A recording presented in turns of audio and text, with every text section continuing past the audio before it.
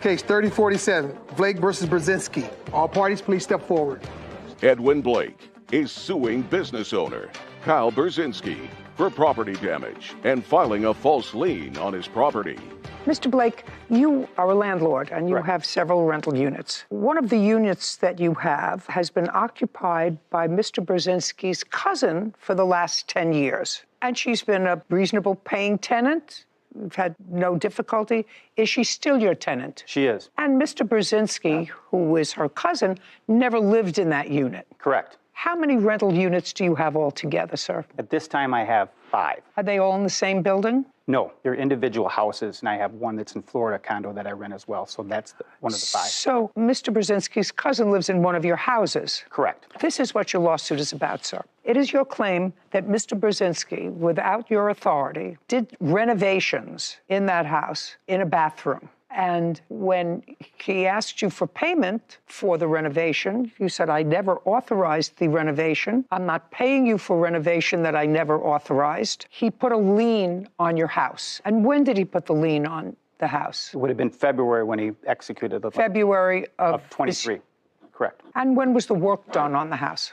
In December. Of 22. 22, correct. Mr. Brzezinski says that you did, in fact, authorize the work, that he had an absolute right to put a lien on your property. He's got a counterclaim for $10,000 for the work that he did. Okay, so Mr. Brzezinski, actually the ball is in your court. Okay. When, for the first time, did you meet Mr. Blake? I've never met Mr. Blake. Okay, so this is the first time. This is the first time. And what kind of business are you in? I am in construction and general maintenance. Who do you work for? Myself. In what state? Wisconsin. Are you a licensed contractor? Yes, I am. What's the name of your company? K&K Pristine Exteriors. Could you check that for me, please? Sure. And how long have you been in business? 2 to 3 years. What did you do before that? I've done all sorts of construction beforehand.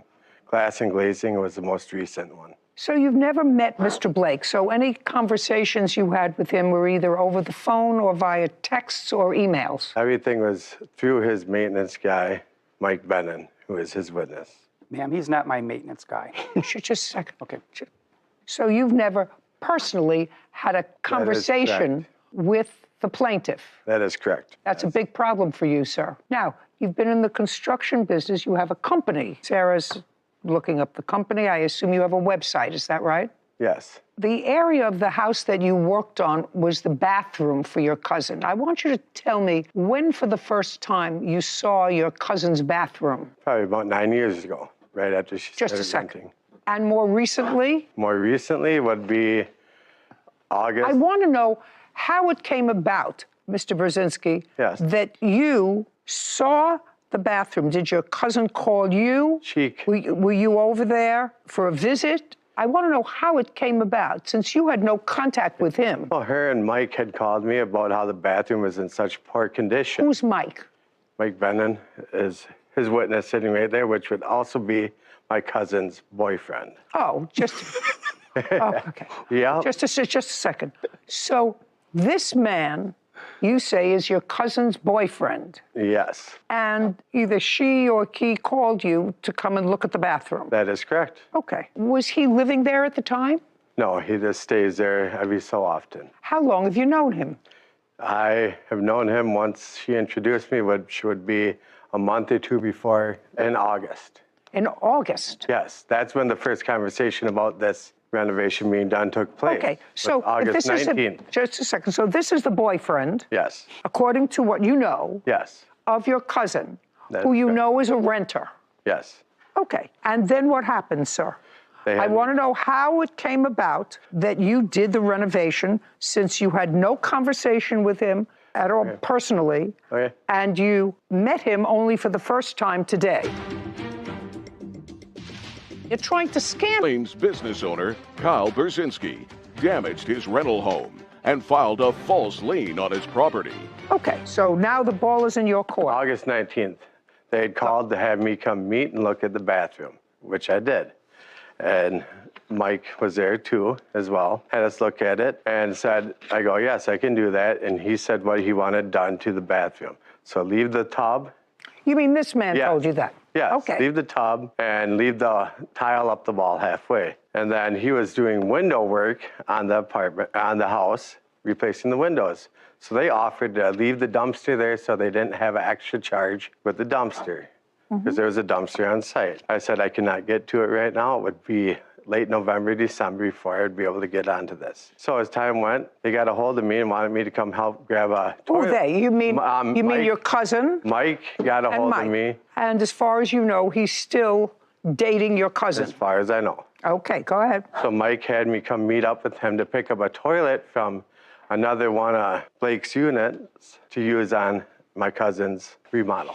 So he found a toilet for you. Yep, from another one of his rentals. You know anything about that?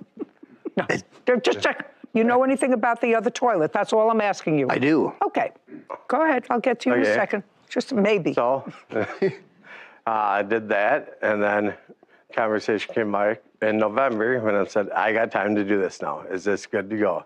And I got a yes from my cousin saying that Blake had authorized it, and a yes from Mr. Bennett saying it was authorized to go ahead and do the remodel. So then I started on the remodel in December.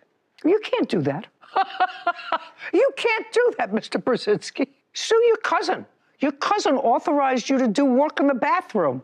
He never authorized you to do anything. Mr. Mike Bennett was acting as the agent. Oh, no, sir. That may have been a giant leap for you. You said you had a conversation with your cousin. Yes. And she said, okay, go ahead and do it. And you did it.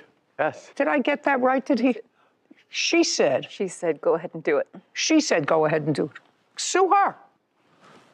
You're not losing. What do you want to interfere for? Okay. Your cousin said, go ahead and fix my bathroom. Sue her if she didn't pay you. You can't put a lien on his property. That's fraudulent. That can get you in real trouble, sir. If you have a license in the state of where, Wisconsin? Yep. Yeah? They can lift your license for that. Do you understand? Yes, I do. Because I'm going to send them an order. Okay. Oh, yeah. I don't understand what you're thinking. You knew she was a renter. Yep.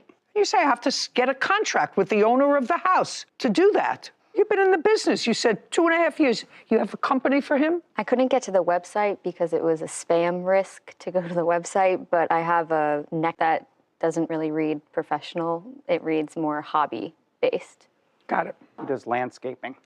It's mostly landscaping. Mostly landscaping. His license By the way, do you? Qualifier. By the way, in Wisconsin, I know I've had to renovate bathrooms and I've done bathroom renovations, and all of that requires permitting. Did you pull permits on this?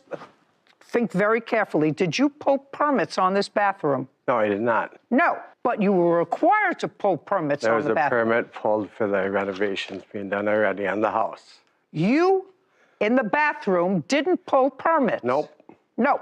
Well, this is a very easy case. I don't even have to ask about a toilet. You didn't have to open your mouth. Mr. Brzezinski, Yep. I am sending an order to... Department of Ag, Trade, and Consumer Protection. That's where it's going. And it's going to be a strong order. It's going to indicate that you had no permission from the owner of the property to do any work on the property. That's what I found. You signed off on that, on any judgment that I make, that you sued the wrong person because the owner of the property never gave you permission to do any work, that you did work without pulling permits, and I'm directing them to remove the lien on his house. Do you understand? Yes. Great. Now go sue your cousin to get paid. Got it? Yep. Yeah, you're trying to scam him. You can't do that.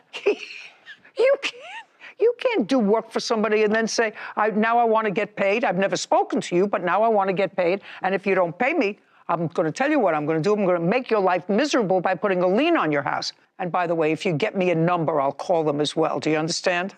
Yes, ma'am. Judgment for the plaintiff. We're finished. Lien will be removed. This court is adjourned. Well, he sent me a bill and he threatened to sue me, but he didn't sue me, and instead of suing me, he put a lien on my property. I didn't even know he was doing it, and I get a bill for this big amount of money to pay for a job I didn't ask for, and the work was just absolutely terrible. I'm not saying he's a crook in general, but in this case, he tried scamming me. Happy it's over. So I hope I made it clear what I found.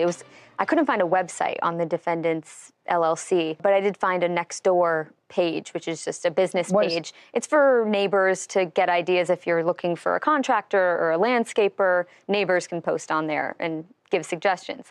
So I found his page on there, but in the About Us or Our Story section of his business, it says that he started out landscaping because his mother had a vegetable garden, and then he was good with his hands, so he made it a career choice. But it all seemed very hobby-based and more landscape-based rather than construction. A licensed contractor able to redo an entire bathroom. But you know, I think the right thing happened. He can't file a lien on someone's property, and come on, that you've never spoken to. Exactly. I was surprised at his position because I know we spoke about this before, and we thought he was going to come in saying that he had all these documents signed with the plaintiff and conversation. Never seen him before today. Just met him for the first time, so kind of was dead in the water before he got there. We'll do that order, and I'm confident that it'll work. Yeah. That they'll remove the lien from his house. Yeah. Bailiff Cassandra Britt is standing in for Bailiff Kevin Rasco, and Law Clerk Alexi Mincer is sitting in for Law Clerk Sarah Rose. Isaiah Kamchan and Brandon Uloa are suing their former supplier, Manuel Garcia, for the cost of a T-shirt order. Order in the court. All rise. Have a seat, please. Case number 3072, Kamchan Ulola versus Garcia. Thank you. Who is Mr. Kamchan? You were starting up a business, T-shirt business. Correct. The defendant was also in business. He makes shirts. I assume you were having them made to sell them either online or at events. Correct. You don't have a store, is that right? Online store. Online. What's the name of your company? Risen Athletics. Reason? Risen. Risen. Spell it. RIZIN space athletics. And where are they incorporated? Ceres, California. In the state of California. In the state of California. And it's a corporation. You have a license. You've incorporated it. Correct. Here. There's a website, about 9 items of clothing. May I see it, please? Sure.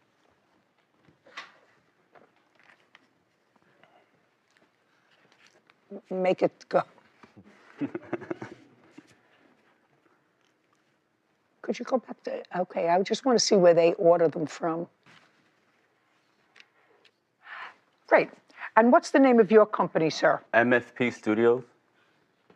MFP Studios. Correct. Where are you located? Los Angeles. How long have you been in business, Mr. Kamchan?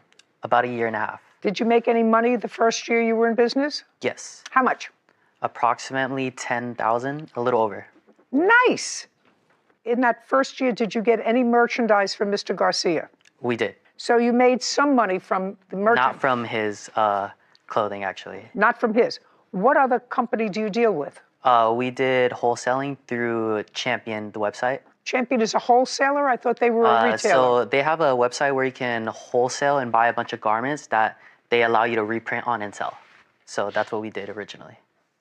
I found an Instagram page for MFP Studios. The website is coming soon. I have the website currently closed right now. Currently closed. Yeah. You what? Yeah, our website opens and closes like periodically. So right now it's actually closed. But if you would like, I can go and open it for you guys so you guys can take a look at it. I want to know why it closes, Mr. Garcia. What does that mean? So usually the way that my company works is that we do custom manufacturing for specific brands. So it's very customized. But at times I do produce blanks on my own where I'll put on my website. Currently we don't have any, so my website is closed until we produce them and then we post them on our website. I don't know if that makes sense. Doesn't make sense. How much money did the plaintiffs send you to produce T-shirts for them? How much money for the T-shirts? How much money did the plaintiffs send you to produce T-shirts for them? And I'd like to see the order. Okay. Can I see all the papers? Would be the invoices for the T-shirts.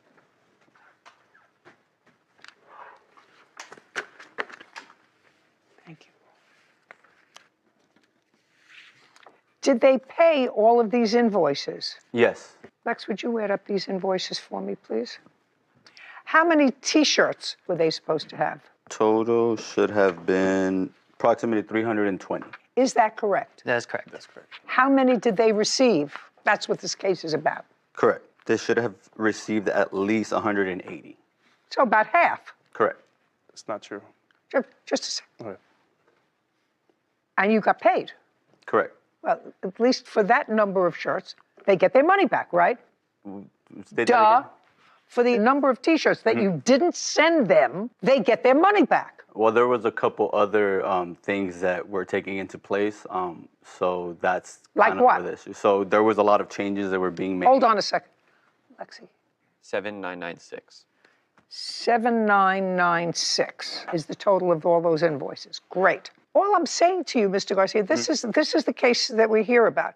They're complaining that they got some T-shirts, but they were not what they ordered. You acknowledge that they didn't get half the T-shirts at all, and you didn't make them, and your website is now offline. Well, that happens like every... I don't care. Yeah, okay. I don't care. I don't know any other company that takes their website offline. I mean, I don't understand that. I could give you a list of a couple. I don't want you to give me a list of any. I want you to tell me why they're not entitled to at least half their money back. So like I was stating, there was a bunch of other changes. So them not being happy with the garments that they received, that at the end of the day, I can't control. That is what they've ordered. I sent them pictures. I'm talking about the ones that they didn't receive, sir, not the ones that they did. Okay.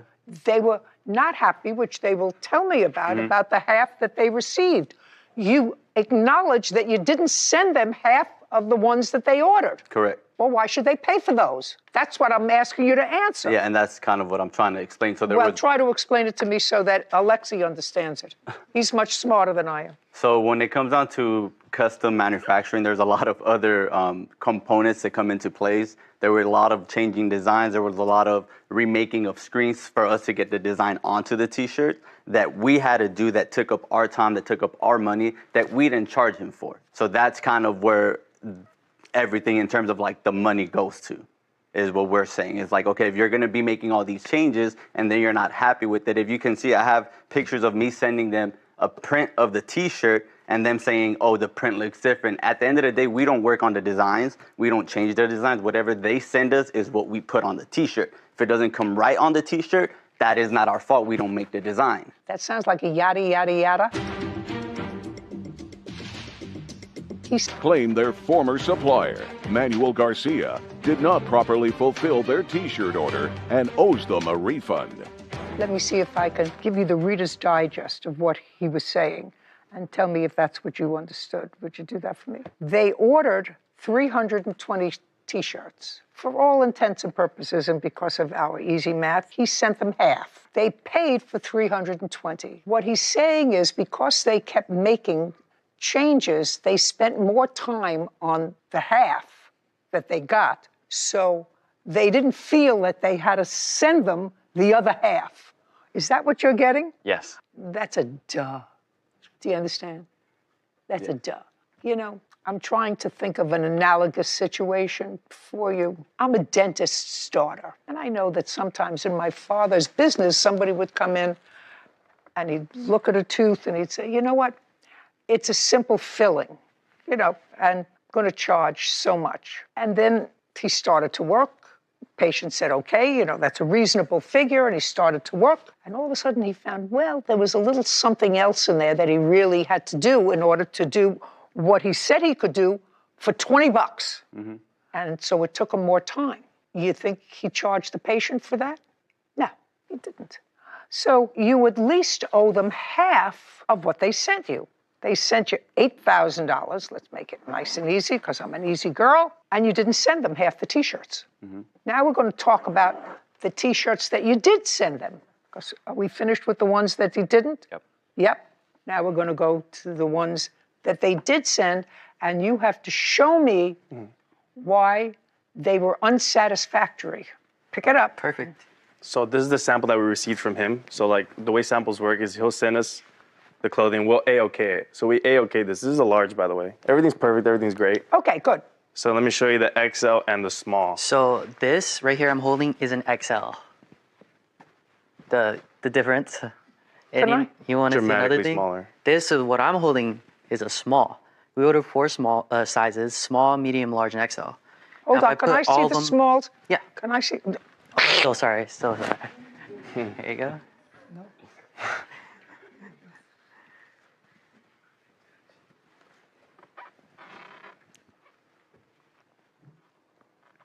Well, this could be a small, a big small, but small.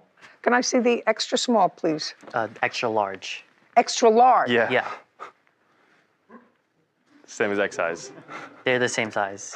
The small and the extra large, if you hold them up together, they're exactly the same size. Lexi, hold these up together, would you please? Let me see. He said they're the same size. I don't think so. Could I?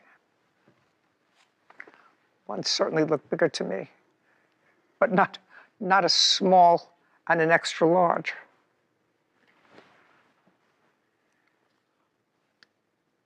Okay. Now, this is what I'd like you to do, Cassandra. I want you to send these over to the defendant, and I'd like him to explain to me why these are the same size. One is labeled small, one is labeled extra large.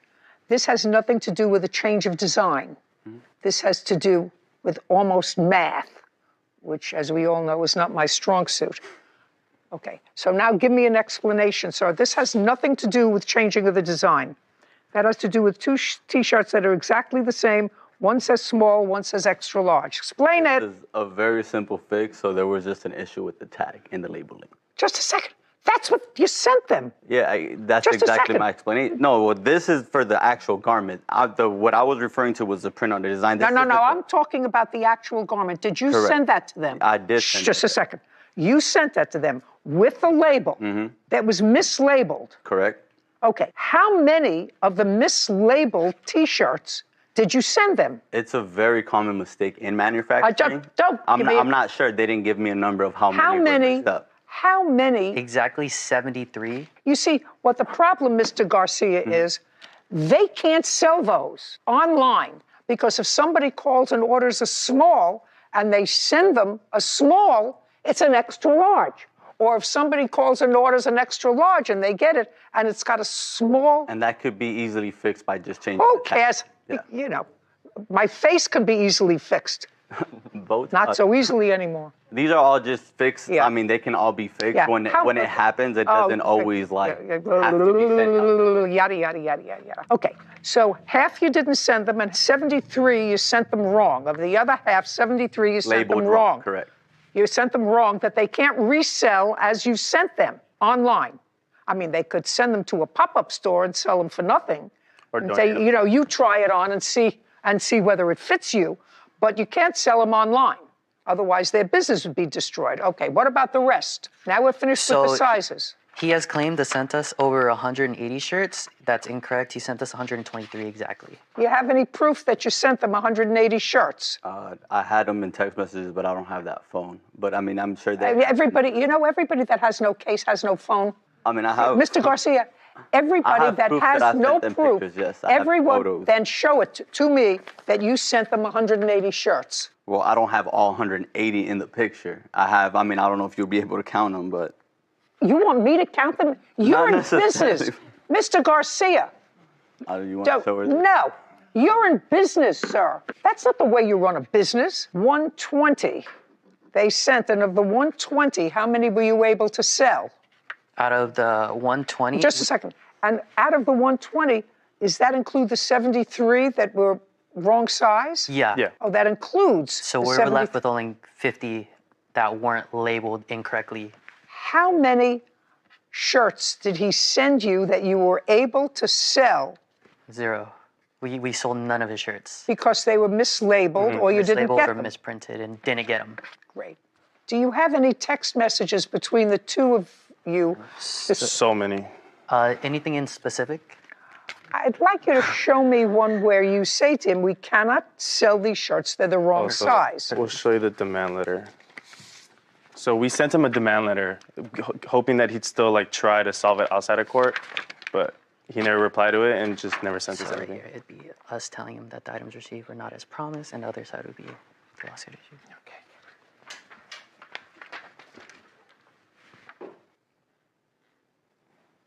You say in this demand letter that you are requesting, first of all, he doesn't communicate with you when you send him information back and forth. So you say, sir, since you do not wish to communicate us, well, that's not what your lawsuit is here.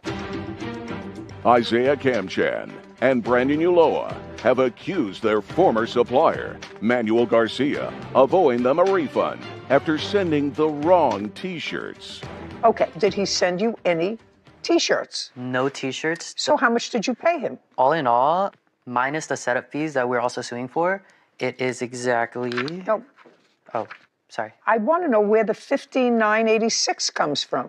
So in this order, we did order 320 pairs of shirts, but we also ordered 240 pairs of shorts that we're not suing for. Why? He fulfilled that. He fulfilled the short section. He filled the short Yeah, section. fulfilled the shorts. Is that what's on your website for sale? Yes. Yes. The shorts. The Correct. shorts. The shorts. So it's just the shirts. T-shirts. Yeah. Shirts. So you did fulfill the order for the shorts. Correct. Do you have a pair of those shorts for me to see? I would just like to take a look at them. No. We did not because we weren't aware. We weren't suing for those. No, I understand that. Did he get the shorts with the same screening as on those, or are they different? Different screen. Different design. So different setup fees, different screens. We paid for that. We're not suing for that portion. We have Just invoices only- for them though. Can I see? Yeah. Shorts. Of course, there were shorts on their website, right? It might be in there. Are they blue? Right there. Yeah, Blue, they're red, and blue. black. Correct. These are Okay. all invoices, but if you want to show a specific And they were shorts, okay? They're gonna Yeah, they're here. okay. The- Okay, well, they're on your website, so you're selling them. Yeah, so that's gonna be shorts for prints, and we also The T-shirts are not on their website, correct? There are some. There. Can I okay, see? There are two. One T-shirt, Yeah, that's not it, one T-shirt down, and that's not it. Okay, so those are not on the website. and Got it. and one other, but that's also That's not not it. That's certainly not those T-shirts, not the same screen. something missing in there is the invoice for the shorts material. We are suing for the screens in that. That's the only reason that invoice is, and we never received as well. Screens and Yeah, film. so when- Tell me, explain that to me. So when making clothing, you pay for garments, and then you have to pay for screens and film. So screens is like these big metal square frames, and then you put a Did film you on- pay for those? Yes. We did, which are in those invoices. The only invoice we're missing is our shorts. Did you receive those screens? Well, I made them, so yeah, I had them. Did you charge them? Yes, I did charge them for them. And where are they? Well, we don't turn in the screen, so so the way that screen printing works is that when you burn screen, you hold them for only 2 months. You don't store them for months and months on end. So after 2 months, if they're not being used, if we're not printing with them, we recycle them. Mm-hmm. The films is just a piece of paper that I do have handy. So He told us that we own them and we could receive them whenever we want them for future references. So that's why we had asked for the demand. So you destroy them? correct. Okay. So there we get to the $9,000. Actually, $9,100. Are you, Mr. Garcia, is your company incorporated in California? I forgot the answer to that question. Is not an answer. No, I mean I'm self-employed. You're self-employed. You have a Sorry. company, you said. Yeah. Well, if you have a company, then you have to be incorporated. Well, I have like an LLC. Is that what you're referring to? Or an LLC. Do you have an LLC? I do have an LLC. Yes. Do you have what's the name of it? MFP Studios. Do you find that registered in the state of California? Is it registered, sir? It shouldn't. Yeah, but it probably won't be under that name. It would be under All Hills. Under what? All Hills. So a different name. I have the paperwork. I don't know. Doing business as MFP Studios. Why? That's just the way that I was set up. So when I got an LLC, it was through one of my business partners at first. So then he just gave me How many that. business partners do you have? I just have one. Who is Well, he's that? not even a business partner. He just gave me the LLC so I could use it. Great. Yeah. We're finished here. You haven't used his services. I can't say company. You haven't used his services since No, 2022. correct. Okay, got it. Judgment for the plaintiff for the amount of $9,100. We're finished. Thank you, Your Case Honor. is now Thank you. closed. Court is adjourned. She sided with them, and I just got to keep doing my business and just keep going, man. I like that she was able to see that he was clearly taking advantage of us, so I'm happy she saw the same thing we saw. It's just something that happens in this business. It happens more often than you think. Overseas, there's a bunch of cases. I don't know if she's familiar with the business, or I'm not sure. I know that it happens often. It was an easy fix. They could have still sold the shirts, but I just think they just didn't want to do it. Why would he bother sending these knowing we never agreed on it? If you've really been in the business, there's ways to do it where you can still sell it and make your money back, to where you have a good relationship with your manufacturer. Never tried working with us. Like, he would barely even respond. Like, he actually stopped even communicating with me because I threatened to sue him once. So then he started communicating with him. But if, you come and you're just, I want a full refund, it's going to be very hard to even fix the issue versus just, it's more of a fix the issue thing than get everything done all over again. But we tried our best for a whole year and nothing was happening. So that's when we're like, you know what? We can't let somebody walk all over us like this because it's our company. It's going to be detrimental if we wait even longer because it was past a year. So that's when we decided to sue him. The constant changes, they weren't comprehending with my time schedules in terms of how I did things, and it didn't work out. They're also a long distance client. My clients usually come into my warehouse. We're more hands-on, so I don't think it's a good fit. Definitely take baby steps, live and learn. You're gonna fall a little bit. It's just how you get back up. A big lesson learned, for sure. Rise to the occasion. That's what we always say. We'll be back. It was the power of credibility. Those plaintiffs came in, they knew exactly how much they paid for each item, they knew exactly what they received, and they had receipts to back it up. And when you have your day in court, it's important you have your arms fully around your own case. Yeah, and it only made the defendant look that more implausible. Absolutely. Back and forth to each other. Then you kept dating him and giving him more money. I was vulnerable. I would say we both were vulnerable. And you're also, a little bit of a con guy. Been doing lashes since 2008. You've been doing what? Lashes. Lashes. Esthetician, yeah. How long have you been doing that? Since 2018. Okay. Mr. Quinones was a short-term boyfriend. We were never together. We were dating. You were dating? Dating.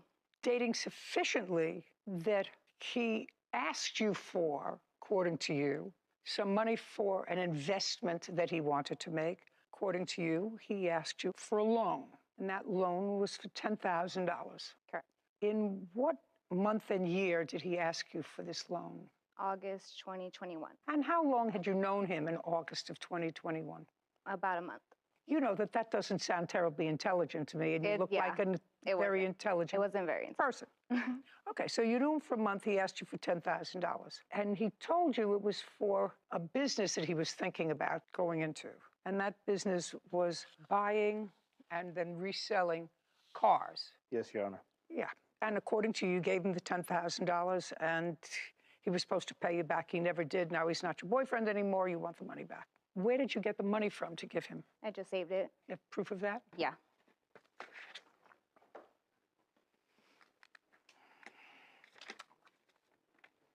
Miss Julie, I'm not invested in your story so far. You understand that? Yes. Because if he asked you for an investment in August of 2021, that's what you said. Yes. And he asked you, according to you and according to his answer, $10,000, right?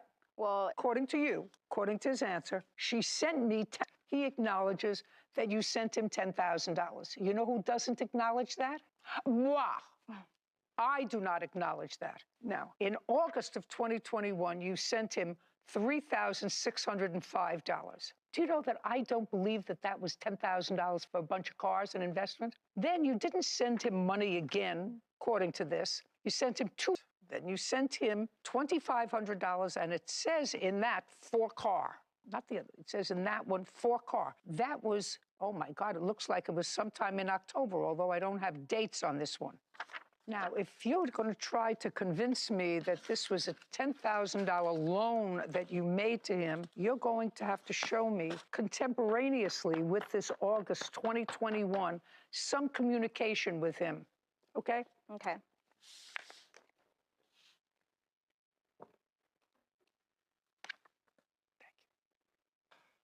This is August 11th. Where's my moolah? Would that be you? I sent that. August of what year? 21. August 11th of 2021, you say, where's my money? What are you talking about? The $5,000 that he promised for the car when he sold the car. He was going to give me $15,000 back. You hadn't given him that money in August of 2021. I did. It just doesn't say the dates. No, this doesn't say anything about $10,000, madam. They're broken up. That's why. I understand it's broken up, but it's broken up in October. No, that's on top of the 10,000. What? Well, just show me the 10,000. Well, it's broken up, so I highlighted it. You have $2,500, but it's listed under October dates. I don't understand this 3605. What was $3,605 for, Mr. Quinones? Do you remember? I don't remember that number, no, Your Honor. I don't remember what it was used for. She sent you other monies over a period of time, $200, $100, $200. What was that for? The smaller amounts, Your Honor, those were probably just when we were dating and we were sending money back and forth to each other. Well, show me that you were sending her money. No, he was just always asking for money. Well, why were you giving it to him? Because I felt bad because he was broke and he said he couldn't buy his daughter Christmas presents. So what? In October. I'm a giver. Well, then what are you coming to court for? To get my loan back that he said he was going to pay me back. Really? He said he was The going to pay little you amounts are nothing. That's nothing to me. Oh, I understand that. Yeah. You understand that. That I am actually getting you. However, you loaned him money, according to you, in August of 2021. He didn't pay you back. You asked him for money because you said he sold a car, right? And he never sent it to you, right? Yes. And after that, you sent him more money. Yeah. And kept sending him money for months. So each time you sent him more money, he never made one payment on this alleged loan. Because he's a narcissist and he love-bombed me. He what? Love-bombed me. What is that? It's a term that narcissists do and they pretend that they're somebody else, like making promises. Well, that's an old story, but that's not a court case. If you give him money and he says, this is for this, when I sell a car, I'll give it back to you. That's great. And then he sells a car, he doesn't give you any money, and then you give him more money. And he still doesn't give you any money, and he needs more money. So you send him more money. At some point, you have to say to yourself, this is not a loan anymore. This is my own stupidity. Rebecca Dooley claims her ex-boyfriend, Isaiah Quinones, sold multiple cars that she paid for and kept all the money. Now, you have to say to yourself, this is not a loan anymore. This is my own stupidity, right? Yeah, well, he was telling me that he was going to get a check coming in the mail. He sent me, like, screenshots. He was on the phone with some people that owed him a check that he sent me that they were going to give it to him. Mr. Quinones, what were you supposed to do with this money? I was supposed to purchase vehicles to flip them and earn money on them. Is that what you told her? Yes, ma'am. I see that you have a paucity of evidence in front of you, which means very little evidence in front of you. How many cars did you buy? I bought 2, Your Honor. When? In August of that year. Okay. And how much did you pay for them? Altogether, it was $9,500 that came out to you in total. And how much did you sell them for? I actually lost money on them, Your Honor. So I actually ended up getting back about $8,000. And how much did you put in, sir, of your money into the $9,000 that you spent on the 2 cars? Nothing into the $9,000? Fine. So you put nothing into the 9, and you got back 8. Yes, Your Honor. So that 8 was her money. Yes, Your Honor. And we. So that 8,000 was her money. Your investment was losing, but so far you're ahead of the game, $8,000. Yes, Your Honor. Right? Yes. So far you got $8,000 in your pocket. You put in zippity-doo-dah. Yes, ma'am. And keep going. The next time around. What do you mean the next time around? So I told her I was going to purchase more vehicles. Yeah, and? And I actually put some of my own money in at that time as well. So I put back in another $2,000 Just myself. a second. And how much did you spend for those cars? It came out to $10,000 altogether. $10,000 altogether? Altogether. Okay. And of that $10,000, $8,000 was hers? Yes. And what'd you do with those cars? I sold those vehicles, Your Honor. And how much did you sell them for? Altogether, both cars came out to about $7,500. So I lost money on So you're a lousy businessman, sir. I was at selling cars, yes. You were a miserable businessman at first, and you were, according to you, your track record is consistently miserable. Yes, Your Honor. That's why I got out of that and stopped selling cars. Okay. Let's say I believe you. Is that what you told her? You ended up losing money on both things? Yes, because that's what you said. Yes, you Your said it was an investment, not a loan. But we didn't make money. Yes, Your Honor. Right? But so far, if I take your figures, you had $8,000 of her money. Yes, Your Honor. You put in $2,000 of your own money and then bought cars for $10,000, sold those cars for $7,500. So best case scenario, Best case scenario, if you take back your $2,000 investment, you still have $5,000 of her money. Yes, Your Honor. And this was never an issue because, like Rebecca said, we were supposedly just dating, but it was an actual relationship we were in.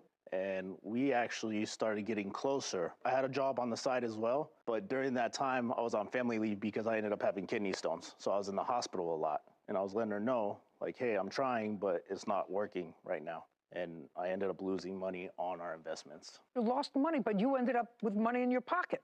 Yes, Do you understand? Yes, Your Honor. If she got back all the money she put in as an investment and you were out $2,000, and I don't believe you actually put in $2,000. You have any proof that you put in $2,000? I don't have that bank account anymore, Your Honor. And you don't have that bank account. I don't have that cell phone that got erased. She says I keep secrets or I'm a liar. I honestly know I'm not a liar. Maybe a bad businessman, but you're not a a bad liar. businessman, and you're also, you know, a little bit of a con guy. Mm-hmm. You're also a little bit of a con guy because if you have a girlfriend and you say, listen, I want to do something for an investment, and you try it out and it doesn't work out and you have losses and so far, you don't have any losses. She has losses. Yes, Your Honor. So, Miss Dooley, you know what that sounds like to me? It sounds as if you made an investment, not a loan. And you were hoping for two things. You were hoping you could keep him, although I don't know why. You were hoping you could keep him, but you were also going to make money. But then he didn't sell the cars for what he said he was going to sell the cars for. You kept giving him money. Now, you can't, even if it was an investment, you can't keep her money. Yes. If you lost money on the cars, did he ultimately tell you he lost money on the cars? No, he said that he sold the cars. Did he tell you for how much? No, he just said the car's already sold. So that's why I was waiting for my money. That's why I said, where's my money? Yeah, but then you kept dating him and giving him more money. Yeah. Okay. If I believe you, bought the cars, sold the cars, you lost money, but you still ended up with cash in your pocket. Yes, Your Honor. How much? It was about $7,500. That's what it was, according to the math. Yes, Your Honor. Judgment for the plaintiff, $7,500. Even if it was an investment, she's entitled to it if you lost money. She's entitled to her money back. Yes, Your Honor. You're a smart lady. You're a business person. You work hard, you know. I know. The love bombing. I was vulnerable. I would say we both were vulnerable. Yeah, but you were vulnerable. You got richer. I understand that, Your Honor. I understand where you're coming from, what you're saying. But that money, at the end of the day, we were together. I found out she was actually married at the time or had her husband at the time. She ended up leaving her husband for me. And? We ended up not together. The money thing wasn't an issue the whole time we were together. The money thing wasn't an issue. I understand, but you said to me, sir. No, yes, Mr. Your Honor, I Quinones, you said to me in your answer that this was a business investment. She says it was a loan. I don't believe that. I don't buy it. And ordinarily, I would just say goodbye, your case is dismissed. But I think she did give you money, and I think you did use it to buy cars. I think you actually were together. But you ended up making a profit. She had the loss. And that's unfair in a business relationship, if that's what you say it was. $7,500. Judgment for the plaintiff. We're finished. This court is adjourned. I understand where the judge is coming from and saying that I owe her that money. Yeah, I just ended up falling for it because I was in a vulnerable state. I didn't agree with me being a con man. The truth is he's a liar, and he's a narcissist, and he's a scammer and con artist. For the 7-8 months we were together, there was no issues. And it wasn't until we broke up that all of a sudden there's an issue. So I got mixed up with the wrong person. I've been here a while now, and we've seen this scenario over and over. I don't think I've seen a single successful investment loan from a woman to a man where it worked out positively for we don't see those here, for the woman. As she said, and we were talking back here, you were trying to explain to me the term love bombing. Love bombing. Do it one more time. From what I understand, I'm not an expert on the matter, but it's when your partner shows you affection or gifts or tricks. You mean a new partner? No, a very new partner. And there's some psychological explanation as to why it has the other person completely off guard and fully trusting of that person who's doing that. And then they slowly start to retract that love and affection, leaving the other person sort of... with a lighter bank account. Yes. Well, that's what she said happened. Gabrielle and Angela Alfredson are suing their stable landlord, Glenn Garatiano, for rental fees after being forced to move their horses from his property. Court come to order. All rise. Have a seat, please. Hello, Kevin. Morning, Judge. Case number 3028, Alfredson versus Garatiano. Thank you. You're welcome. I'm going to speak to you. What's your first name? Gabrielle. Gabrielle, this is your mom, and you had horses. We do, both of us. How old are you? 21. In what month and year did you start to board your horses with the defendant? February 2023. And where had they been prior to that? Charlotte, North Carolina, where I lived before moving to Charleston. And your mother? And she still lives in Charlotte. She has plans to move to Charleston. How many horses did you have? I have one and my mom has one. But you took both of them with you. Yes. Tell me why.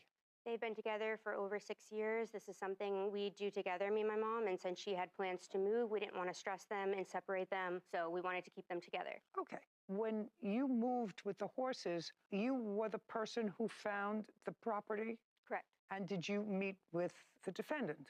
Yes, I did. Did you ultimately sign a lease with him? Ultimately, yes. When? Month and year? It was beginning of February 2023, I believe. I have the lease. I'm not. I'd like to take a look at the lease. It is on my phone through emails. I want to look at the lease. I have it, ma'am. Oh. Would you like a copy?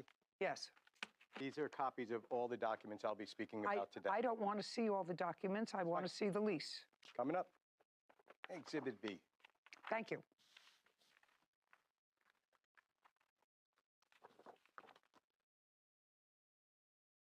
Recoupment of certain monies that you paid pursuant to this lease. The defendant has a cross-complaint for damages that your horses did to his property, which is also included in the lease as your responsibility. So the lease started February the 12th. When did you move your horses there? The night of the 11th. And where did you put them? In the pastures on Glenn's property. Was he there? He was. He came out and told us speaking, you know. So you were there with your mother? Yes. It was me, my mother, and my father. And there were no incidents. Did he explain to you what had to be done? You have to water them from a certain trough. Mm-hmm. Did he explain all that to you? Yep. He said he has no knowledge of how to maintain and care for horses. That was all on us. As long as we pay our rent and take care of everything, that will be that. Okay. So that's February. How much money did you pay him in February? $925. For the two horses? Correct. Were the horses there in March? I think it was when we moved in beginning of March, or middle of March. Do you remember the date? Yes, ma'am. What was the date? The 13th is when they actually came with the two deputies to take their possessions. So they were there for a month? 5 weeks. She was supposed to come in mid-January, but postponed. Just a second. The lease says it starts February the 12th. Correct. That's what the lease says. They left March 13th. Correct. Okay. And you paid the defendant how much? 3 payments of $925. Okay. February, we have $925. Correct. And you are several days over into the second month.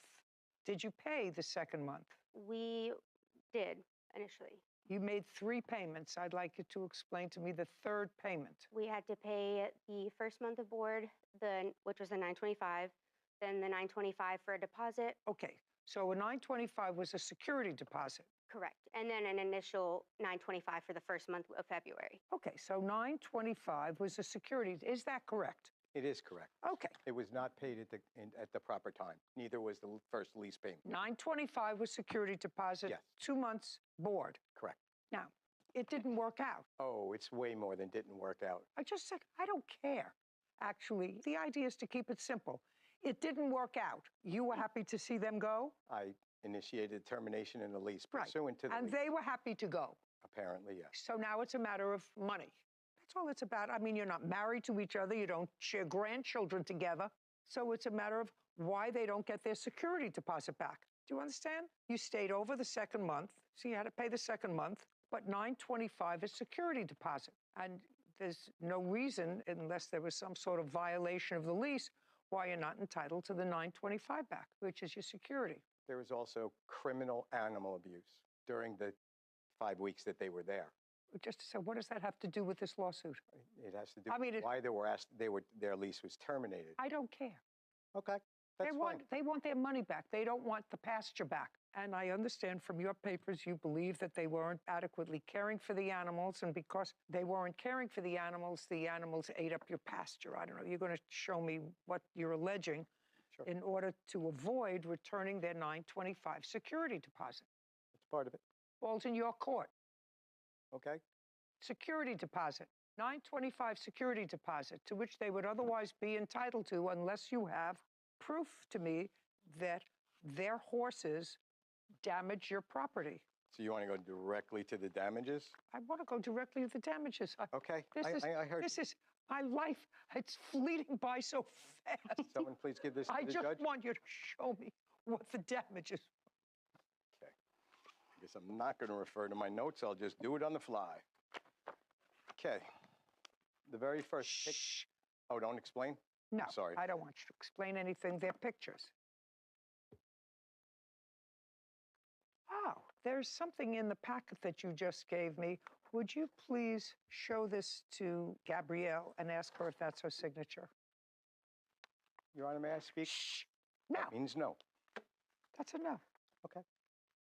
Is that your signature is my question. Yes. Okay. When did you sign that? The day we left. The day you left. Correct. Okay, and this shall serve as your receipt for the month's rent of $925 and the deposit $925. It will also serve as a receipt for your final month's payment of March 2023. We have agreed that the deposit is forfeited to cover some of the damage done by the horses, right? And you sign that. Correct. Well, then you have no case. What do you want? I want to tell you my side, please. You want to tell me about what? This whole incident. I don't care about the whole incident. Your Honor. Okay. Just a second. You don't understand. This is a contract. She signed a lease as a contract. She's 21 years old. In order to leave, you left. You were both happy to be done with each other. Your daughter, who is the lessee, signed this agreeing for the 2 months' rent and to forfeit the $925 deposit. And there's an acknowledgement that the horses did damage to the property. That's it. So you have no case. Does it say acknowledgement? What? Does it say that, acknowledgement, or if there was damage to the property? No, it says we have. You're really being so annoying to me. I'm just about. I'm taking. Just I'm a second. preparing my next piece of paper. That's all. Just a second. Don't prepare anything. So far, you're not losing.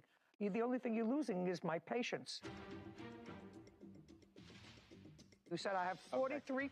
And Angela Alfredson claimed their stable landlord, Glenn Garatiano, is wrongfully keeping their rental fees and deposit. Glenn is countersuing for property damage caused by their horses. Okay. We have agreed that the deposit is forfeit to cover some of the damage done by the horses. Now, if I were you, one word I would have absolutely eliminated is some of the damage, because that says to you, bing! It's not to liquidate the damages done by the horses. It says to cover some of the damage done by the horses, which is his counterclaim. So the fact that this didn't work out and you were unhappy is absolutely irrelevant to a lawsuit. Do you understand? Irrelevant.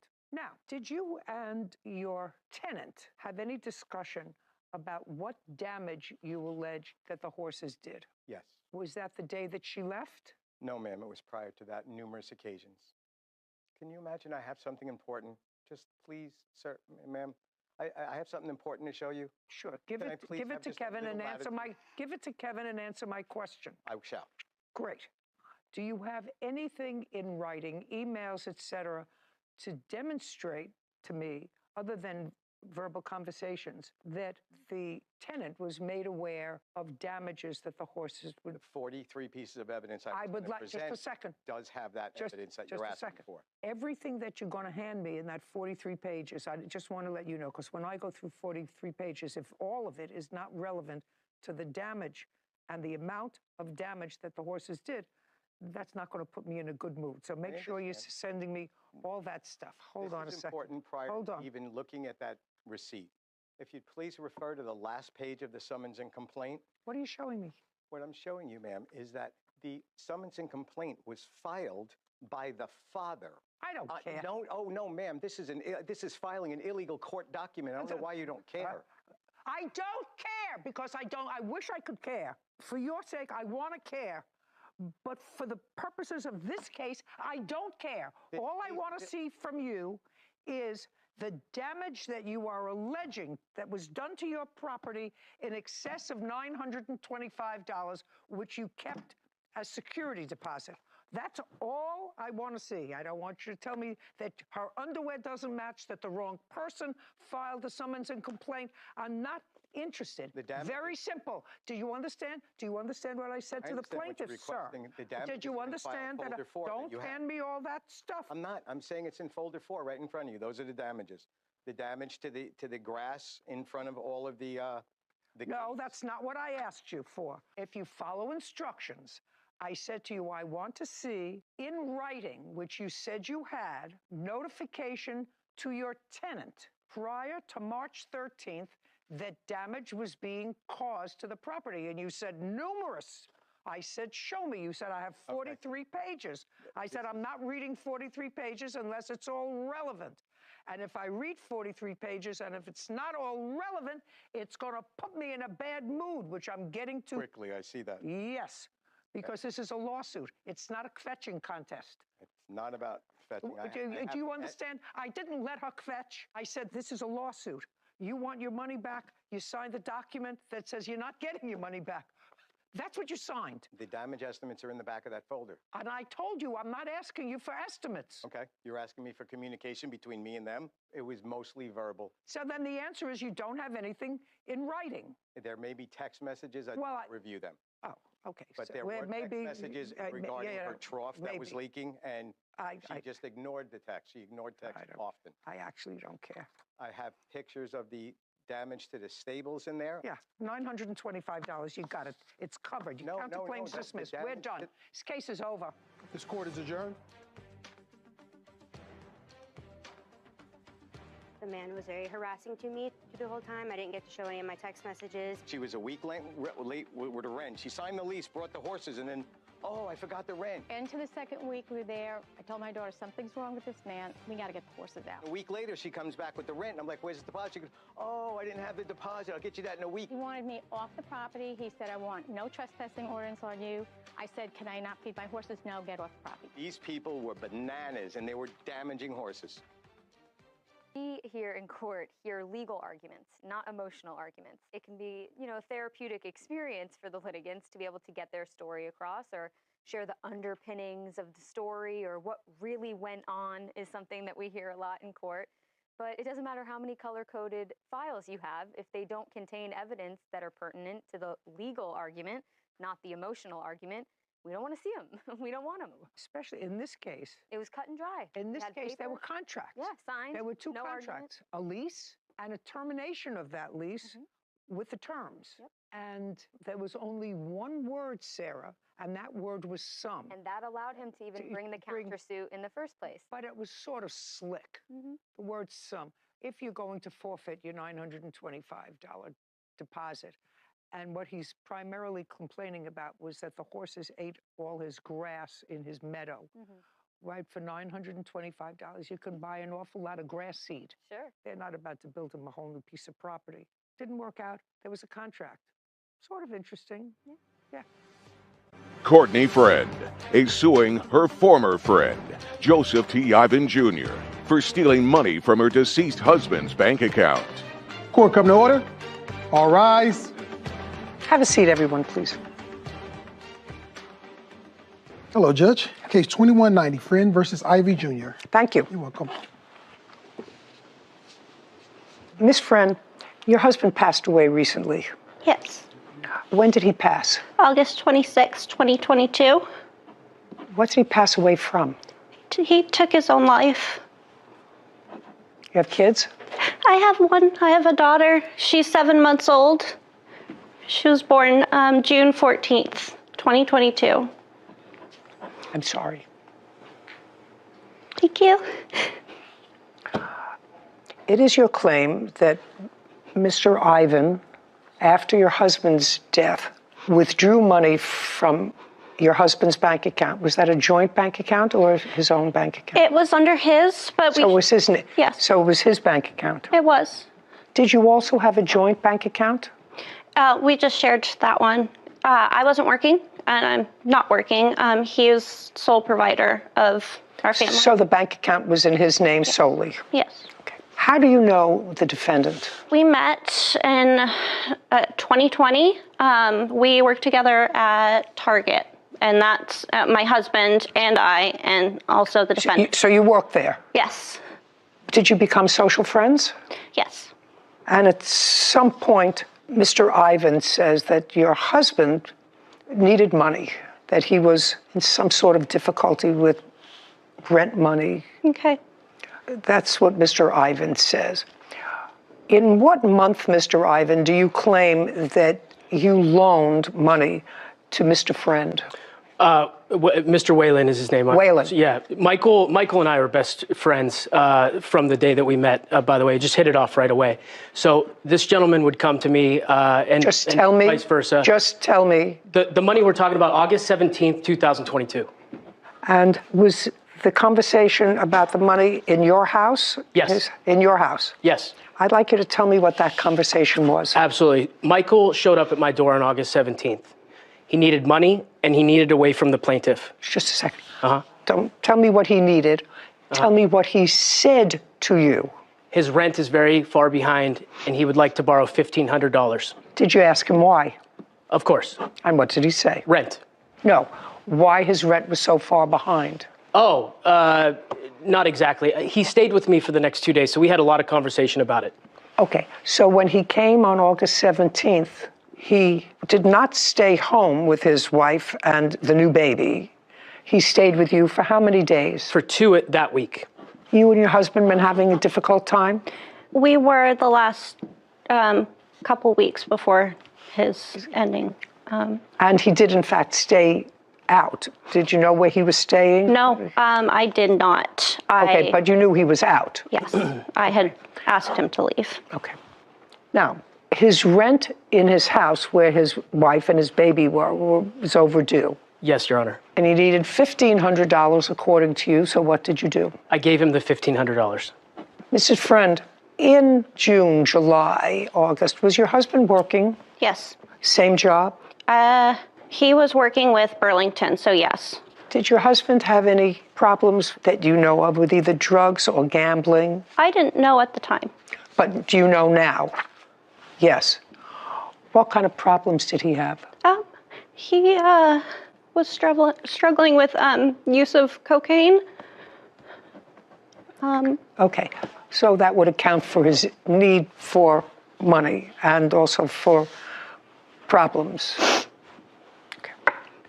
Your husband was a young man. Did he have any life insurance? He did, yes. He did. How much? It was, oh my goodness, it was $200,000. Did the company pay on his life insurance? No, because he committed suicide? Oh, it wasn't that. It was he had lapsed his payment. So I think his last payment was, I believe, in May, and he did not pay it. So because of that, they did not. It lapsed? Yeah. It might not have been effective anyway since he took his own life. Okay, so you lent him $1,500. And how did you repay yourself and when?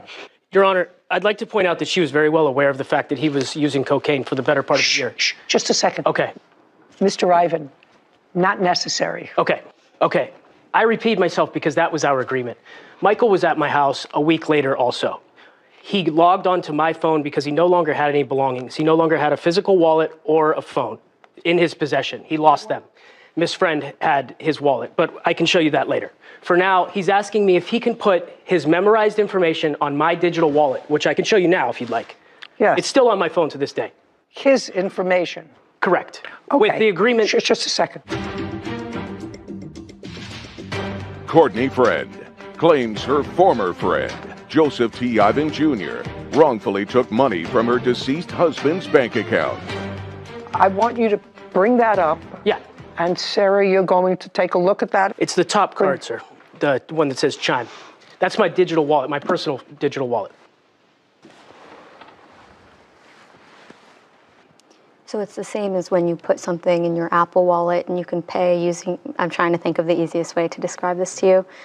If you log in to check your bank balance, you can save the card to your phone, so it makes it easier to pay with your phone. So it looks as if Mr. Friend logged in to the defendant's phone with his credentials and information. So that there's also latest transactions. Those are the total transactions. Yeah. That you made? Well, just a second. There's an $80 transaction, according to Sarah, in October. Yes, ma'am. So the way was that your transaction? It was. Okay. I have. Well, just. I'm sure they'll match with whatever. $236 worth of charges. I charged $236 worth of charges. From my husband's passing till. Hold on. Hold. Is $1,400. That is the deceased. Who transferred that? I transferred it. That is a GoFundMe account. And we'll get to this. The check that came through after he passed away hit my phone because he loaded his card onto my phone. The agreement was that I pay myself back when he was still alive with the funds that are on that phone. Just a second. The remaining I sent to a GoFundMe account. Why did you do that? Just a second. I can almost understand Mr. Ivan. Yeah. Because what your position is, and I actually believe that it's accurate that your friend came to you. 100%. That your friend came to you in need of money, that he and his wife were having difficulty, that he had an addiction problem, that he probably spent the rent money on his addiction problem. All of that sort of makes sense. And even though resorting to self-help after he passed, I would frown on. I would say this is a debt that's owed by his estate. And I could understand you, who had access to his account, taking back the $1,500 because you say that was his agreement with you, as was sort of buttressed by the fact that he put his banking information, and it's his sole banking information, on the card. But why would you transfer any other money other than the $1,500 out of his account? Into his family's name, Your Honor, and I can show you why. I have transcripts with everyone that knows us. I could have a dozen people here. I'm sorry, I could have a dozen people here with me to make this claim, but this is a very sensitive situation for a lot of people involved. So I'm going to fight this fight on my own without them here. Just a second. And they will all tell you that this is the last person on earth that should have that money. Just a second. This is not about you making a judgment or about 30 other people making That's what Michael asked just me to a second. Sir, unless you have a writing from the deceased that's authenticated in the same process as would authenticate a will, you have no right to make that judgment as to whether or not his wife and or child, I assume he died without a will, is that correct? Yes, that's correct. Okay. So under the laws of practically every state, if you die intestate, which means you die without a will, there's a certain order of people who inherit your money. Your spouse, your children, it goes sort of in order. There's a pecking order. You have no right to amend that. You actually don't even have a right to repay yourself after he's dead. You have no right to do that. But I can actually understand your sense that unless you paid yourself, you weren't going to get your money back. I can understand that. But whatever your intentions were, sir, you have no right to do anything else with the money in that bank account. May I? Am I making myself clear? I hope so. Is that clear? Yeah. Brought me right back to wills, trusts, and estates. So. Yeah, right. Go ahead. Your Honor, Michael and I had an agreement, okay? So whether or not he... Sure, just a second. You and Michael had an agreement that you made a loan to him in the amount of $1,500, and in order to secure your repayment, I read your answer, sir. Yeah. He gave you his account number, and according to you, he said, when I get paid, you can take the money back that you loaned to me. That's $1,500. May I continue? I've only used $236. That's all that I've used. $236, and I can show you the math here on this spreadsheet, but let's start with $1,500. $845 he paid back to me on August 24th, a week later. Oh, okay, hold on a second. So $1,500. That's right. And he paid you back what? $845 on August 24th. Good for him. Right. Did he pay you back by Michael? Just listen to me. Don't play. Did he pay you back by coming to your house and giving you the money? Or digitally. Did he, shh. He paid you back digitally. That's right. May I see that, please, Kevin? Using my phone and his account. So now he owes you $655. That's right. Okay, Kevin, I'd like you to show this to the plaintiff. Have you seen this? No. Okay, I'd like to show this to the plaintiff.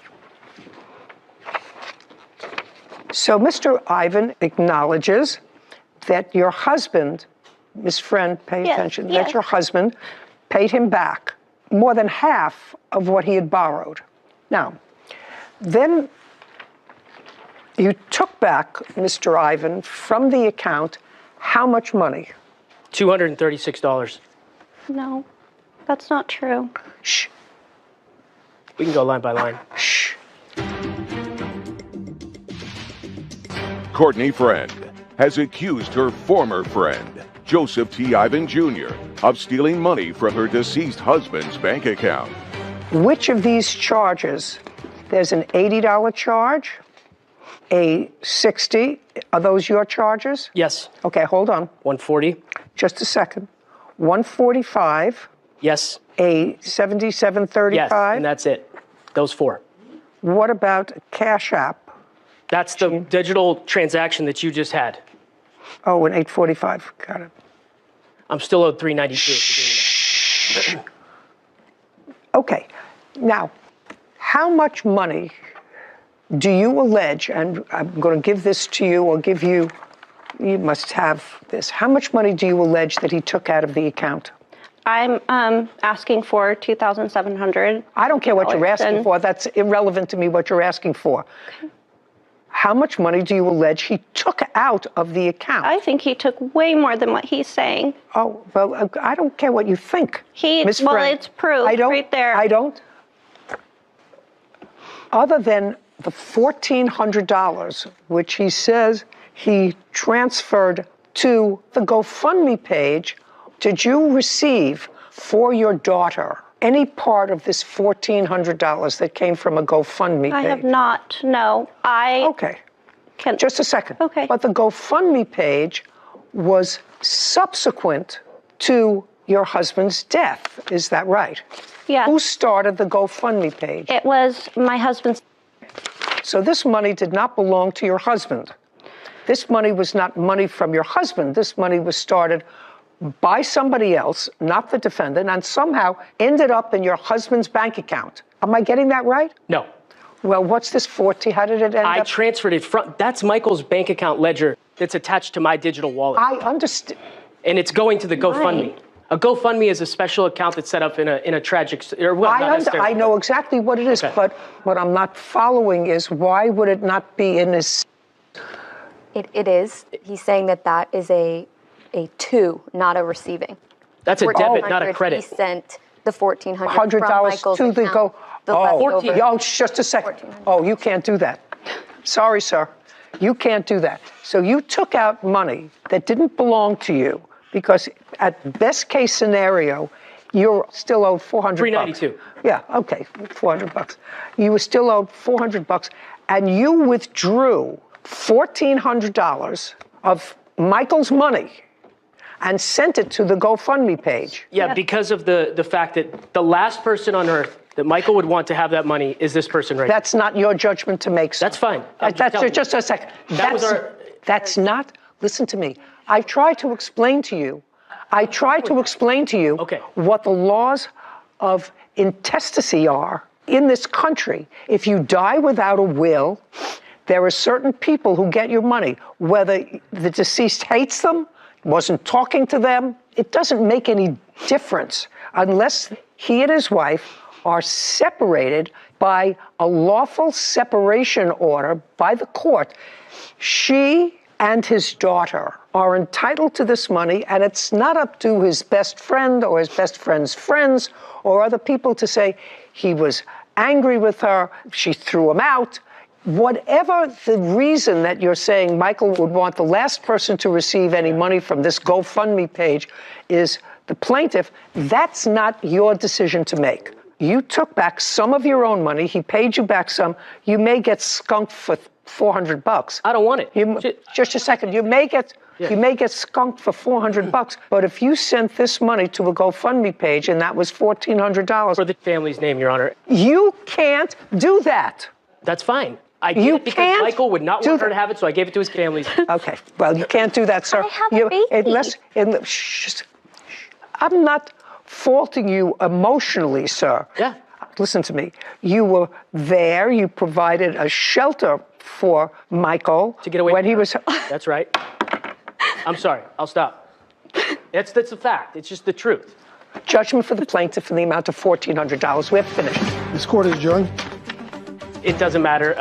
The woman's a fraud. She's a fraud. That money should not be going to her. She's the last person on earth that this gentleman wanted to have that money. I'm happy. I'm happy that she sided with me, listened to me, and Oh, that's all she cares about is money. That's what this is all about. knew that that was not right, because it's not. I mean, what kind of person would Courtney's out for money. Always was in the relationship. take money from a new mom, someone who's grieving? It's been such a mess, and I feel good about this. Because I'm the only one who would do the right thing with it, and he knew that. He was very defensive. He was very defensive and very hateful. I'm the great guy. He'd want me to fight the good fight. All good. He shouldn't have took anything from me. I've already lost so much. Happy it's over. I've lost my best friend, my husband, the love of my life, and the father of our new child. It's not okay. He caught me in a very vulnerable state. That case, for as tragic as it was, and I really felt for the plaintiff, brought me right back to Will's Trust and Estates and the basic, 3 rules: age of majority, of sound mind, and a writing. And it's just really unfortunate that the plaintiff's husband didn't have one.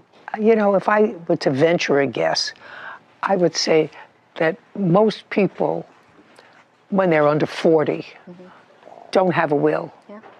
He was a new father, baby. Makes it all that much more important. Yeah, it does. But he was a new father with a cocaine addiction. Yeah.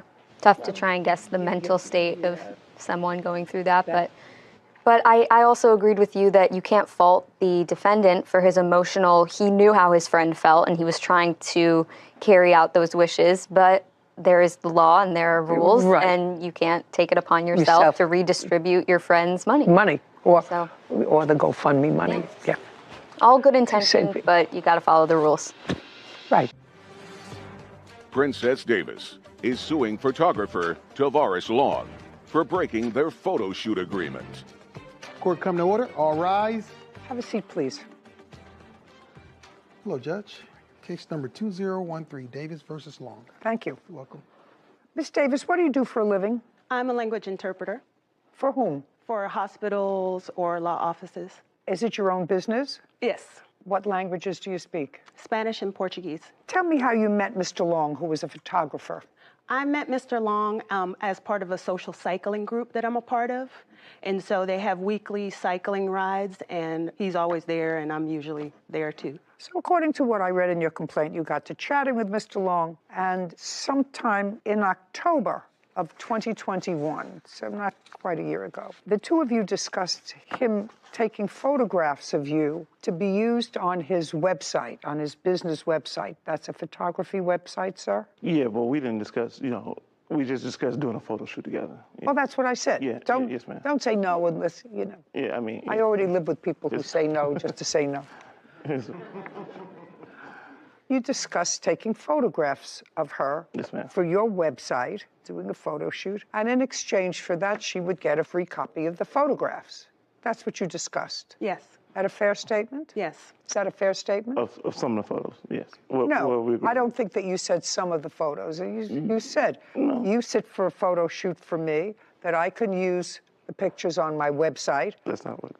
Well, are you in the business of photography? Yes, ma'am. Is that how you make your living? Yes, ma'am. People paying you to take pictures of their wedding, communion, bar mitzvah, bat mitzvah. Yes, ma'am. Yes, Your Honor. Right? Anything else? Birthday parties. And in order to do that, you have to show off your best work. Yes. And if you ask a model to do that, so that you could use a model, just as you get paid for your work, so would the model. Right. So what you did with her was barter. You bartered her time in sitting for a shoot for her to get something in return, which were copies of the photographs. That doesn't mean that she owns them. You were free to use them on your webpage, on your business webpage. Am I outlining your case? Yes, more or less. Okay, so now I will summarize what the case is about. According to what I've read, the two of you looked at the photographs and you picked out about 30 that you liked, according to somebody. He got you the 30 pictures, but then you saw a picture, don't shake it, you saw a picture that you didn't have that was posted on his website. that he hadn't given you? Well, he hadn't given me any of the pictures. I was able to view some. Were 30 photographs downloaded so that you could see them on your computer? No, he sent me a Google Drive link for 29 photos. Okay. That I couldn't download. I could only view. Okay. Did you tell him that you couldn't download them? Yes. Did he repair that? No. So now you want to be compensated to the tune of $2,500 for using your pictures on social media. That's what you asked for in your case. Yes, for using them to promote his business. That's okay. Well, you knew he was going. I did. Okay, Miss Davis, you knew that he was going to use the photographs to promote his business. That was your contract. Mm-hmm. That's not that's a yes. Yes, ma'am. That was your contract. Your complaint is that he did not fulfill his entire end of the bargain by getting you copies of all the pictures. Yes. Okay. And you have a nonsense counterclaim, Mr. Long, because you want money for compensation for a photo shoot. That was never... No. Well, what I want money for is a nonsense counterclaim for a nonsense suit. No. What I want money for is if she wants me, because she actually, I want you to take down every photo and delete everything you have. Well, if you want to, that means if you want to own the rights to the photos, this is what it's going to cost you. You've not, just a second. She doesn't want all the rights to the photos. She can't. That's what she called me saying. Okay. But she can't modify the agreement. Agree. If I find, which seems absolutely logical, and I don't know why you just wouldn't do it, give her the photographs, which you bargained for, so that she got copies of them in exchange for you using them on social media. That seems to be perfectly simple, Mr. Long. Did she ever notify you that she couldn't download the 29? You know when she notified me? So in May of this year, which is Women's History Month, I was daily, I post some photos of women that I took photos of and just kind of like honor them for Women's History Month. So on like May 5th, with 5th day of Women's History Month, I posted. Slow down. Yes, ma'am. Sorry about that. So I posted 3 photos of her to say, hey, I want to honor, a friend of mine. It's Women's History Month, just kind of I thought it was a nice thing. So then she calls me. I was picking my daughter from school. Well, she emailed me. I don't know if she emailed me first. Does this have something really important to do with this case? Yes. Well, get there, please. Yes, I'm not interested in picking your daughter up from school. So, but you asked me when did she notify me. So 5 months later, she notified me in May. The photo shoot was in November. So, but you asked me when did she notify me? She told me this right as all of this, as she wanted to start an argument. Mr. Long, yes, you ma'am. can talk from today till tomorrow. I know, I'm long-winded. What the agreement yes, ma'am. is clear. She sat for you. How long was the photo shoot? Don't look at me. How long was the photo shoot? Almost 5 hours. How long was the photo shoot, Mr. Long? No, it's about about 3 hours. About 3 hours. Okay, so anywhere between 3 and 5 hours. Ma'am. Anywhere between 3 and 5 hours. Well, it definitely wasn't 5. She said it was wintertime, so it got dark early. We were outside at Cascade Nature Preserve. So I'm getting so bored. I know, with I'm you. sorry. But yeah. Anywhere between 3 and 5 hours. And if you shot 100 pictures during that time? Oh, no, much more. So how many pictures did you shoot? Probably 300-400. I mean, it was a lot. Not so. No, yeah, well, because this is important. So what happened is that we did a lot of motion shots. So which means that I put the camera in high continuous shutter mode. So while she's moving, I'm capturing I'm just taking photos, right? And then we choosing out of which motion that looked best. No, just a second. Yes, ma'am. You have to send her the copies of the photographs that you took. That was an agreement, Your Honor. Because why would I send you every photo and I'm going to have work out there with my name on it, that something, because you blinked and we moving. We taking action shots. Just a second. Do you think, hey. Yes, ma'am. Do you think that this woman is going to put out a photograph anywhere that looks terrible of her? Yeah, see, that would be right. That would be ridiculous. See, we have a difference in opinion, right? She may think this is a nice one, and as a photographer, I'm like, and another photographer sees it, they're like, this is kind of garbage, right? And so I'm never going to give somebody something that I wouldn't approve of myself. Oh yes. Ever. Well, what I'm telling you, Mr. Long, was that was not your agreement. Yes. Okay, then I'm going to, in 30 seconds, you commiserating with each other from this cycle group, whatever it was, and I want you to tell me your memory of the discussion with the plaintiff about the photographs, about her sitting for you for a photo shoot. Then I'm going to hear hers. Quickly, what is your memory of the discussion, initial discussion that you had with her over her sitting for a photo shoot? Don't make things up, Mr. Long. Then just tell me. This is factual. Then just tell me. Yes. So we were at a social gathering. It was a holiday party for one of the groups that we are part of, right? So we were at this bar called Handlebar in Atlanta, and we were talking, and I was doing some shooting inside of the party, right? And she says, hey, we ought to shoot together sometime. That's not true. Just a second. You're going to have a chance. Don't interrupt him. Just keep going. And you understand, I know the difference between rain and someone peeing on my leg. Right. I just know the difference. I've never peed. Okay. Let's move on. Right. And so we were at this. So you were at a party. Hey, you're taking pictures. And she said to you, hey, come on, let's go. Yes. Hey, we should do a shoot together sometime. Okay. And I was like, that would be cool. Okay. Right. And then so she reached out to me. So the Braves won the World Series last year. She reached out to me a little before the Braves won the World Series and said, hey, would this day be good? And I was like, well, it's going to be kind of cold. This is going to be going on. So the day that the World Series parade was, which was November 3rd. Right, November 3rd is the day that we shot because after the Braves, I went and met her. Just a second. Do you have any idea how disinterested I am in these facts? I know, but okay, Mr. Long, before she got there, you had an arrangement, and if you can't tell it to me in a cogent way, I'm going to ask her, and I'm going to believe her. Do you understand? I do. Photographer Tavares Long broke their photo shoot agreement. Tavares is countersuing, saying Princess owes him for the rights to the pictures. Okay, you're at a bar, you're taking some pictures. Yes. You're taking some pictures. She comes over to you. She said, how about a photo shoot? You say, fine. Yes. I'm looking for your version of the contract. Right. Do you understand? Yes, ma'am. So just give it to me. I don't care who was playing baseball. I don't care who was in the finals. It means nothing to me. Yes, ma'am. Just tell me the contract that you had with her. There had to be a contract. Well, other than us verbally, there was no written contract. That doesn't have to be a written so you contract. want just what we verbally said? Yes. So then after that, we agreed to meet up, right? And then once we finished shooting, because we never discussed how many photos were going to be sent, right? Until we actually looked at the photos together, Your Honor. We looked at the photos. She said, oh, no, I don't like this one because there's something... Just a second. You looked at the photos on the date of the shoot? No.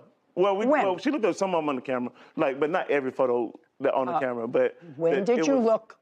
Oh, I sent it to her on November 6th. I emailed her. So November 3rd is when we shot. November 6th is when I sent her the photos. How many did you send her? 29. Okay, but you didn't send her all of them. No, because that was an agreement. Well, I didn't hear the agreement. I didn't hear anything about an agreement. We didn't have a specific number. I didn't hear anything about an agreement. That wasn't okay, good. Now you have to be quiet. Yes, ma'am. Now tell me your version. Make sure that I get exactly the case. Okay. On October 15th, we were both at a holiday event from one of our social groups, and he actually came up to me. And he was like, you're beautiful. I would love to shoot you. I'm trying to build up my photography practice. And I was like, okay, what do you want to do? Like a, barter thing where I get a copy of all the pictures and you can use them to promote. And he was like, yeah. He was like, we can talk about it this week. Oh, so what he said to was, yeah, we can talk about it this week. Mm-hmm. No, and we had another phone call. Keep going. To solidify that I would get a copy. No. Don't say solidify. Solidify is a conclusion. Okay. What I want you to tell me is after that meeting, you had another conversation. Yes. Did you call him or did he call you? I called him. Yes. And I said, okay, so I know you had talked about the shoot. Like, what were you interested in doing? I know you talked about the barter. And he was like, yeah, I'm building up my practice. I would love to shoot you. And I asked him, I said, okay, so I'm going to get a copy of all the pictures, right? Yeah, you'll get a copy of all the pictures. God. I asked him then, I said, do you have a makeup artist? Because I've done this agreement before with other photographers. And I would like you to be quiet. Agreement. Hey, okay. I would like you to be quiet. I will. This is a pretty standard agreement with photographers and models. Okay, I'll go back to it. I'm not interested in that or the Atlanta Braves. Yes. So basically what it was is I would get a copy of all the pictures. I would also do. No, I don't want to hear basically. I want to hear what you said to him and what he said to you. I don't want to hear anything else. I said, so now you're shocked. And I will get a copy of all the pictures. Just to see, keep saying it again. I heard you the first time that you would sit and you would get a copy of the pictures. Yes. And he said, yeah. Yes. As I can imagine him saying to you. Yeah, but Okay. I didn't. You get an A for annoying. Which is not where you want to be here. It's not. Because this is really a very, very simple situation. Yes. Really simple. Of the pictures that you took of her, be very careful because she has it. Of the pictures, the 29 pictures that you sent to her, did those 29 pictures contain all of the pictures that you ever put up on your website? Or did you use any of the other pictures that you took from the photo shoot on your website? Do you understand my question, Mr. Long? I do. Did you use any photos other than the 29? That's either a yes or a no. She told me yes, there's one. Just a second, not she told me. That's what she told me. Well, Mr. Long, yeah. not she told me. When you had a conversation with her subsequently and she said to you, I saw you put a picture up on your website. It wasn't one of the ones you sent to me. A normal person who is a photographer, who is now having a dispute, would go back to the photographs and see which picture she was talking about and look to see the 29 pictures that you sent, and you would said, yes, it was one of the 29 pictures that I sent to you. My question is a simple one. Were any pictures that were not turned over to her ever used on your website? So I want to be honest with you, right? So no, that's either a yes or a no. Right, well, this is the thing. So no, there's this no whole thing. Conversation that she's talking Mr. Long, there's no thing. Yeah. There's no thing to my question. All right. There's either a yes or a no. Were any photographs other than the 29 you sent her ever put up on your website? Not to my recollection, because... Okay, yeah. Just a sec. So the answer is not to your recollection. Now I'll come back to you, Miss Davis. You did receive viewing copies of 29 photographs. Viewing only copies, yes. Not copies, but access to a file, yes. Okay, and there came a time when, according to you, you saw a picture on his website that was not a picture that you had a viewing copy of. Yes. Do you have that? Yes.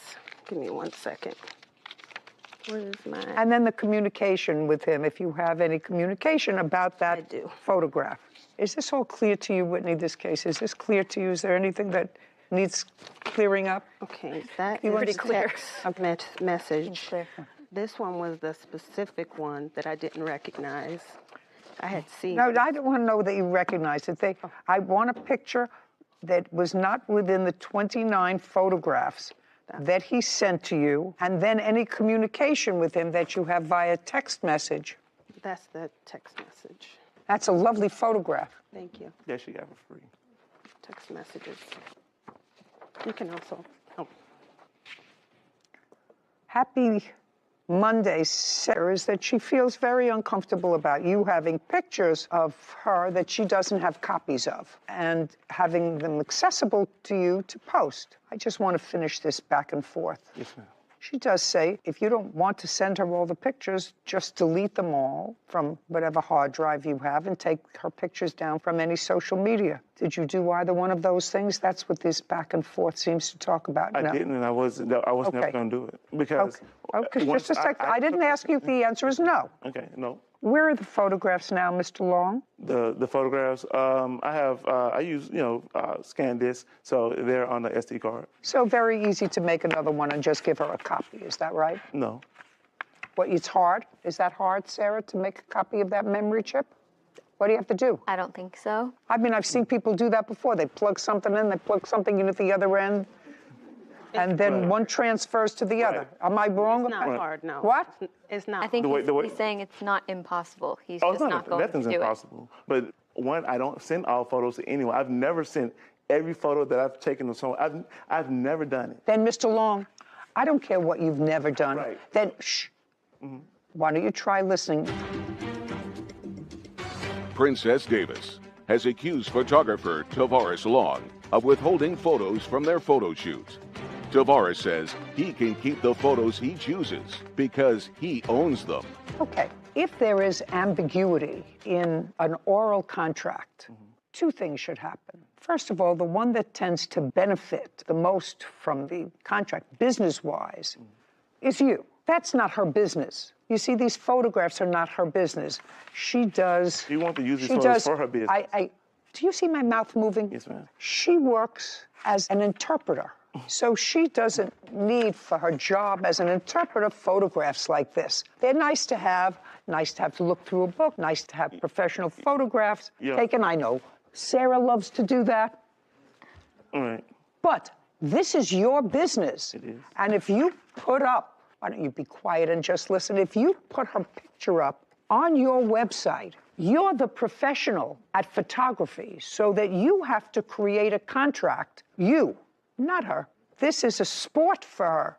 This is social. She said she models and she wants something for her portfolio. She may want something, which is why she sat for you. She doesn't have the photograph, so you have two choices.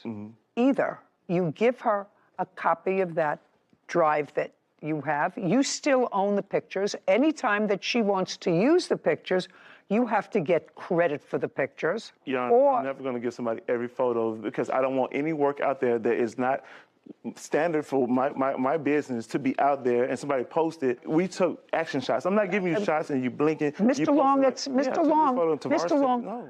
Mr. Long, you came here and signed a document before you came into court today that you were going to be bound by any decision that I made.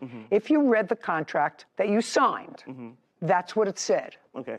So where do you come from? What city and state? Atlanta, Georgia. Atlanta, Georgia. And how did you get here? Flew. Yeah. And who paid for that? I'm assuming you did. Right. And when you got here, you stayed in a hotel. And I assume you want to go home to Atlanta.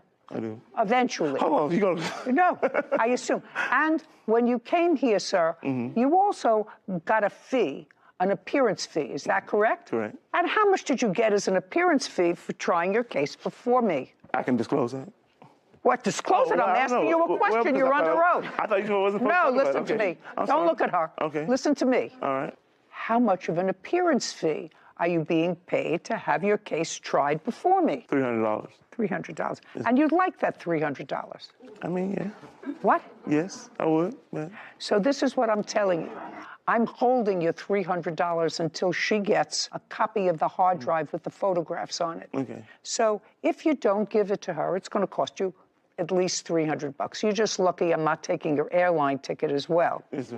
When a contract that is verbal is interpreted, because there may or may not be a meeting of the minds in a verbal contract, but it seems to me that you were, and you're the business professional, so you're loosey-goosey. You sit for me, and I want to use it for my website. Can I get copies of the photos? Yes, I can get copies. Yeah, you can get copies of the photo. Then you sent her copies of the photos, and then you took down the site. It's not my fault that you didn't do anything. So this is my judgment. She gets copies of the photo shoot that was conducted in November of 2021. She gets copies of those photographs. Anytime she wants to use any of those photographs for anything, any publicity, it has to have your name on it, so send it to her, who the photographer was, and you have to get credit for it. You own the photographs. They are your photographs, but she gets copies of them because I cannot ascertain, other than listening to you, I can actually hear you saying, shush, shush.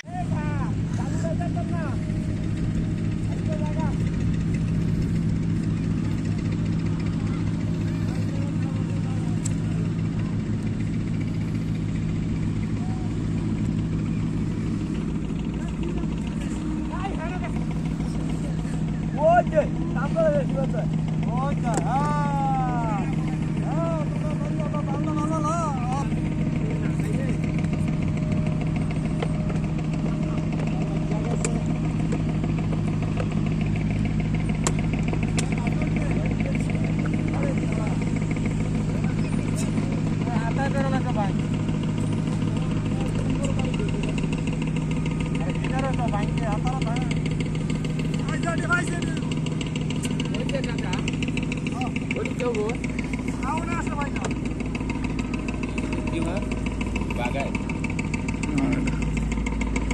কোনটা বাগান? না না বাগান নেই পানিতে